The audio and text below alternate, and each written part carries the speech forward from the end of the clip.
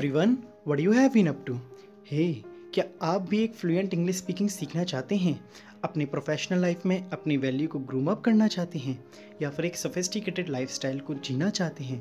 तो इस वीडियो को लास्ट तक ज़रूर देखें, क्योंकि इसी वीडियो में मैं आप लोगों को समझाऊंगा कि कैसे अपनी एक नॉर्मल इंग्लिश स्पीकिंग को एक फ्लुएंट इंग्लिश स्पीकिंग में कन्वर्ट किया जाता है।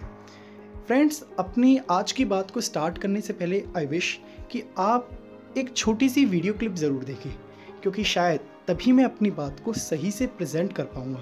So let's start the video. I used to be homeschooled. Wait, what? My mom taught me at home. No, I know what homeschool is. I'm not retarded. So you've actually never been to a real school before? Shut up. Shut up! I didn't say anything. Homeschooled. That's really interesting. Thanks. You're like really pretty. Thank you. So you agree? What? You think you're really pretty? Oh, I don't know. Oh my god, I love your bracelet. Where did you get it? Oh, my mom made it for me. It's adorable. It's so fetch. What is fetch? Oh, it's like slang from England. So if you're from Africa, why are you white? Oh my god, Karen, you can't just ask people why they're white. Could you give us some privacy for like 1 second? Yeah, sure. So now come to the point. So guys, अगर मैं आपसे पूछूं कि क्या आप English में बात कर सकते हैं, तो आप लोगों में से बहुत का जवाब होगा येस आई कैन। बट अगर मेरा क्वेश्चन ये हो कि क्या आप ऐसी इंग्लिश में बात कर सकते हैं जो कि इस वीडियो में दिखाई गई, सो आई एम डैम श्योर बहुत से लोग ऐसी इंग्लिश बोलने में हिचकिचाते होंगे, घबराते होंगे या फिर सोचते होंगे how is it possible, how can I speak like that. और यू नो व्हाट, मैंने तो कुछ ऐसे भी लोग देखे हैं जो कि बोलते हैं कि सर जो मैं इंग्लिश बोलता हूँ वो बस मैं ही समझ सकता हूँ। सो गाइस, एक बात हमेशा याद रखिए, you have the ability to speak like that. Guys, एक बात तो श्योर है, अगर आप एक बहुत अच्छे फ्लुएंट इंग्लिश स्पीकर बनना चाहते हो तो एक सर्वे के अकॉर्डिंग आपको 3 बातों का सबसे ज़्यादा ध्यान रखना होगा, जो कि है first, your vocabulary bank should be rich, means आपके पास बहुत सारे इंग्लिश के वर्ड्स होने चाहिए। Second, your idioms and phrases must be strong. And third, सबसे important, improve your listening activity and try to speak like native speaker.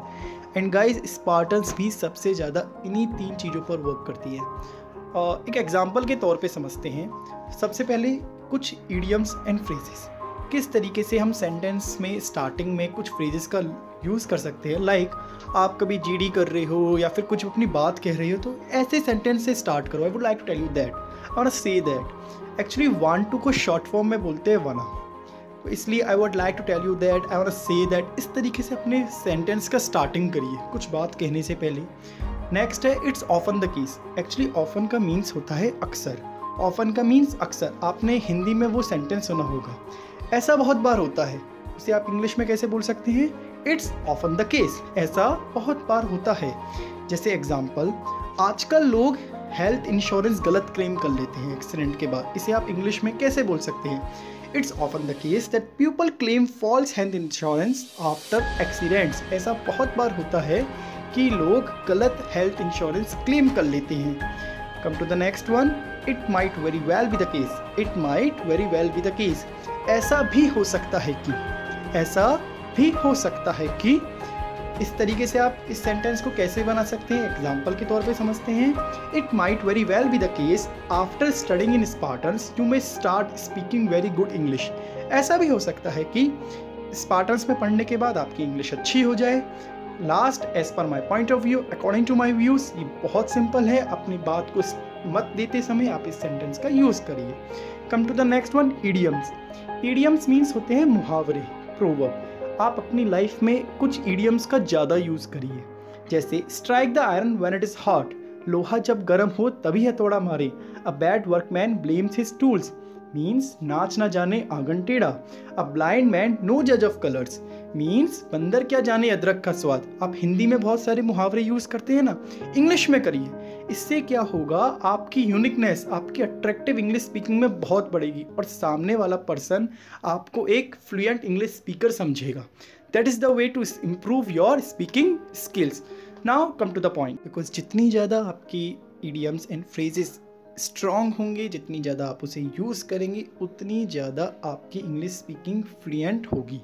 अब बात करते हैं सबसे इम्पॉर्टेंट वोकैबलरीज़ की, जो कि इंग्लिश का सबसे बड़ा पार्ट है, या फिर ये भी कह सकते हैं एक नॉर्मल पर्सन के लिए सबसे बड़ी मुसीबत। बिकॉज एक बात तो फैक्ट है गाइस कि एक नॉर्मल पर्सन में और एक फ्लुएंट इंग्लिश स्पीकर में सबसे बड़ा डिफरेंस एक ही चीज़ का होता है, वो है उसके वोकैब्स। क्योंकि एक फ्लुएंट इंग्लिश स्पीकर के वोकैब्स बहुत स्ट्रॉन्ग हो सकते हैं, जबकि एक नॉर्मल इंग्लिश स्पीकर के नहीं हो सकते। एग्जाम्पल के तौर पे एक नॉर्मल इंग्लिश स्पीकर को कितने वोकैब्स लर्न होंगे? ज़्यादा से ज़्यादा 200 या 300। बट आपको पता है गाइस, एक फ्लुएंट इंग्लिश स्पीकर को मोर देन 1000 वर्ड्स लर्न होते हैं, जो कि वो अपनी डेली लाइफ में यूज़ करता है, अपनी इंग्लिश स्पीकिंग में यूज़ करता है। बट आपका क्वेश्चन ज़रूर होगा कि हम ये कैसे सीखें? एग्जैक्टली तो इसका सल्यूशन एक ही है गाइस, जो कि मैं आपको कुछ ट्रिक्स से समझाऊंगा। वो ट्रिक्स मैंने अपनी लाइफ में भी सबसे ज़्यादा यूज़ करी है, और यू नो व्हाट गाइस, वो ट्रिक बड़े बड़े एक्सपर्ट जो कि इंग्लिश के एक्सपर्ट हैं वो भी इसी ट्रिक को कंसल्ट करते हैं। सबसे पहली ट्रिक है learn only useful English words. It means ऐसे हमें कुछ इंग्लिश वर्ड्स का यूज़ करना है, उन्हें लर्न करना है जो हमारी लाइफ में सबसे ज़्यादा यूज़ हो रही हैं। ऐसा नहीं कि बस उठाई डिक्शनरी और शुरू हो गए। मैंने बहुत से ऐसे लोग देखे हैं कि जो बस जोश जोश में इंग्लिश के कोई भी वर्ड्स को लर्न करना स्टार्ट कर देते हैं, जो कि उनकी लाइफ में यूज़ हो या फिर नहीं हो। मुझे याद है मेरा एक फ्रेंड था जिसने वर्ड लर्न करे थे बाइगमी, मीन्स दोष पत्नी वाला, इंटॉक्सिकेटेड मीन्स नशेड़ी, मीन्स स्टार्टिंग में ही इतने टफ वर्ड। अरे भाई तुझे ही क्या करना दो शादी करके? मीन्स पॉइंट ये नहीं है कि ऐसे वर्ड को लर्न नहीं करना, पॉइंट ये है कि स्टार्टिंग में ऐसे वर्ड्स को लर्न नहीं करना है, जबकि उन वर्ड्स को स्टार्टिंग में लर्न करना चाहिए जो हमारी लाइफ में सबसे ज़्यादा यूज़ होते हैं। एंड सेकेंड ट्रिक है try to learn only 10 words daily. Exactly छोटे छोटे स्टेप्स उठाने हैं आप लोगों को। ऐसा नहीं कहना कि आज ही भाई देखो मैं तो 1000 वर्ड्स लर्न कर लूँगा और आज ही मुझसे बेस्ट कोई इंग्लिश में है ही नहीं। इस तरीके से नहीं करना। छोटे छोटे स्टेप्स उठाने हैं, 10 वर्ड्स ही डेली लर्न करने हैं। अब फ्रेंड्स, मैं अपनी तीसरी ट्रिक बताने से पहले आपको एक बहुत बड़ी गुड न्यूज़ देना चाहता हूँ कि स्पार्टस इंग्लिश एकेडमी आपको ऐसे बहुत से इडियम्स और फ्रेजेस के साथ साथ 2000 इंग्लिश के new, unique and attractive words को भी सिखाती है। जी हाँ गाइस, 2000 इंग्लिश के न्यू एंड यूनिक वर्ड्स, और इसका बेनिफिट ऑनलाइन के कई स्टूडेंट्स उठा भी चुके हैं। जी हाँ गाइस, उनके पास जो पर डे स्पार्टन्स की क्लास जाती है, उसमें स्पार्टन्स एकेडमी ट्राई करती है कि अपनी सारी ट्रिक्स के साथ उनकी इंग्लिश को इम्प्रूव किया जाए। और इतना ही नहीं गाइस, इस बीच में स्पार्टन्स एकेडमी अपनी एक बहुत बड़ी स्कीम लॉन्च कर चुकी है। जी हाँ गाइस, एक बहुत बड़ी स्कीम जो कि फर्स्ट 10 स्टूडेंट्स के लिए ही है ओनली। अगर आप भी उस ट्रिक, उस स्कीम के बारे में जानना चाहते हैं और उस स्कीम का बेनिफिट उठाना चाहते हैं, जो कि ओनली फर्स्ट 10 स्टूडेंट्स के लिए ही होगा गाइस, इस बात को नोट कर लीजिए, ओनली फर्स्ट 10 स्टूडेंट्स के लिए। अगर आप भी उस स्कीम के बारे में जानना चाहते हैं तो इस कॉन्टैक्ट नंबर पे कॉन्टैक्ट ज़रूर करिए और उस स्कीम के बारे में और इन्फॉर्मेशन लीजिए। तो अब आते हैं तीसरी ट्रिक पे, वो है improve your listening activity and try to speak like native speaker. इसकी एक रूल आप समझिए, try to think in English. पहला और सबसे बेस्ट रूल है try to think in English. एक नेटिव स्पीकर बनने के लिए सबसे इम्पोर्टेंट है इंग्लिश में ही सोचिए। रीज़न क्या होता है, हम लोग अपने माइंड में क्या करते हैं, ग्रामर पे ध्यान देते हैं, हिंदी की इंग्लिश बनाते हैं। अगर आप हिंदी की इंग्लिश बना रहे हैं अपने माइंड में, अगर आप ग्रामर के सारे रूल्स को याद रख रहे हैं, तो एक बात समझ लीजिए, आप फ्लुएंटली कभी नहीं बोल पाओगे। रीज़न ये है कि एक फ्लुएंट इंग्लिश स्पीकर बनने के लिए ज़रूरी नहीं है कि आपकी ग्रामर स्ट्रॉन्ग हो। एग्जैक्टली गाइस, मैंने बहुत से लोगों को एक कन्फ्यूज़न देखा है कि वो ग्रामर पे पहले ध्यान देते हैं, ग्रामर पे ज़्यादा स्ट्रॉन्ग करते हैं, फिर फ्लुएंटली नहीं बन पाते। आप पहले फ्लुएंटली बनिए, फिर अपनी ग्रामर को स्ट्रॉन्ग करिए। नेक्स्ट ट्रिक है कि try to learn some contraction words. Contraction words का मीन्स होता है जैसे want to को wanna, कुछ वर्ड्स को शॉर्ट में बोलना। want to wanna, I wanna do it, I want to do it, I wanna do it। he has gone, he's gone, he's gone, he's gone।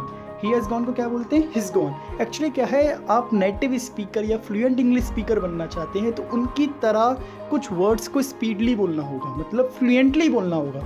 याद रखिए गाइस, फ्लुएंटली और speedly दो word अलग अलग है। Going to gonna, example, I am going to market, I am gonna market, I am going to market, I am gonna market. इस तरीके से बोलिए have to, you have to do it, you have to do it, इसे hafta बोलते हैं contraction में, you have to do it, you have to do it.